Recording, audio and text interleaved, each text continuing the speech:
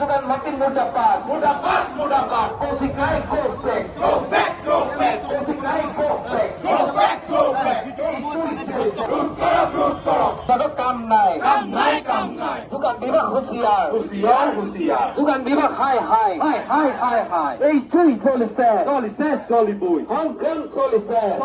Solibui. Sata handa jagise. Jagibui.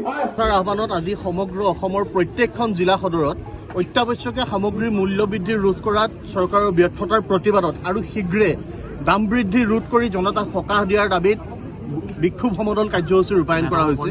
সদৌ শিৱসাগৰ জিলা ছাত্ৰ সন্থাই শিৱসাগৰ চহৰৰ বৰ্ডিং খেলপথাৰৰ পৰা এই বিক্ষোভ সমদল বাহিৰ কৰিছে। এটা অংশগ্ৰহণ কৰিছোঁ। দাবী এটাই যে যি সময়ত উজনি অসমৰ ভিন্ন প্ৰান্তত জনসাধাৰণে বানপানীৰ দৰে মহাপ্ৰলয়ৰ সৈতে যুঁজি থাকিব লগা হৈছে, সেইখিনি সময়ত বজাৰত জুই লাগিছে আৰু বজাৰত যি ধৰণে মূল্য বৃদ্ধি হৈছে, অত্যাৱশ্যকীয় সামগ্ৰীৰ মূল্য বৃদ্ধি ৰোধ কৰিবৰ কাৰণে যোগান বিভাগ আৰু চৰকাৰৰ যিটো পদক্ষেপ হ'ব লাগিছিল, যিটো বিধি ব্যৱস্থা হ'ব লাগিছিল, এই বিধি ব্যৱস্থা পৰিলক্ষিত হোৱা নাই, যাৰ ফলত জনসাধাৰণে এফালে মহাপ্ৰলয়ৰ সৈতে সহাৱস্থান, আনফালে মূল্য বৃদ্ধিৰে মাধম আৰু শুধুৱা এটা পৰিৱেশৰ সৈতে সহাৱস্থান কৰিছে।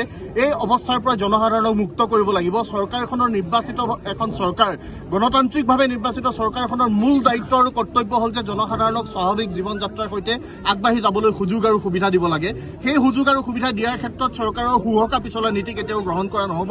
এই প্ৰত্যাহ্বান আমি চৰকাৰলৈ জনাইছোঁ। আমাৰ এটাই দাবী যে অতি শীঘ্ৰে মূল্য বৃদ্ধি ৰোধ কৰিবৰ কাৰণে চৰকাৰে তাৎক্ষণিক বিধি ব্যৱস্থা গ্ৰহণ কৰিব লাগে। কোনোবাই যদি কলা বজাৰ সৃষ্টি কৰিব খুজিছে, সেইসকলৰ বিৰুদ্ধেও কঠোৰ ব্যৱস্থা গ্ৰহণ কৰিবৰ কাৰণে আমি চৰকাৰক দাবী জনাইছোঁ। দাম বৃদ্ধি হ্ৰাস হ'বই লাগিব আৰু যদিহে দাম বৃদ্ধি হ্ৰাসৰ কাৰণে চৰকাৰে তাৎক্ষণিকভাৱে ব্যৱস্থা গ্ৰহণ নকৰে, আহিব লগা দিনত জনসাধাৰণক সংগঠিত কৰি ছাত্ৰ সন্থাই প্ৰবল গণপ্ৰতিবাদ গঢ়ি তুলিবৰ কাৰণে আমি বাধ্য হ'ম। অত্যাৱশ্যকীয় সামগ্ৰী আৰু জীৱনদায়িনী ঔষধ, পেট্ৰল, ডিজেল, এই সকলোবোৰ সামগ্ৰীৰে আকাশলংঘী মূল্য বৃদ্ধি হৈছে আৰু এই দাম বৃদ্ধি ৰোধ কৰিবৰ কাৰণে যিবিলাক ব্যাগুম বিভাগ আছে, এই বিভাগবিলাকে নিৰ্লিপ্ততাৰে সৈতে তেওঁলোকৰ কাম কাজ কৰি আছে।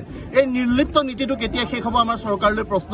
এই বিভাগবিলাকক নিয়ন্ত্ৰণ কৰিবৰ কাৰণে চৰকাৰে তাৎক্ষণিক ব্যৱস্থা গ্ৰহণ কৰিব লাগে। জীৱনদায়িনী ঔষধকে ধৰি পেট্ৰল, ডিজেল, ইন্ধনজাত সামগ্ৰী, আন সকলোবিলাক অত্যাৱশ্যকীয় সামগ্ৰীৰ দাম হ্ৰাস কৰিবৰ কাৰণে চৰকাৰে তাৎক্ষণিক ব্যৱস্থা গ্ৰহণ কৰক। অন্যথাই জনসাধাৰণৰ প্ৰবল প্ৰতিবাদৰ সন্মুখীন হ'বৰ কাৰণে দুয়োখন চৰকাৰ সাজু হৈ থাকিব।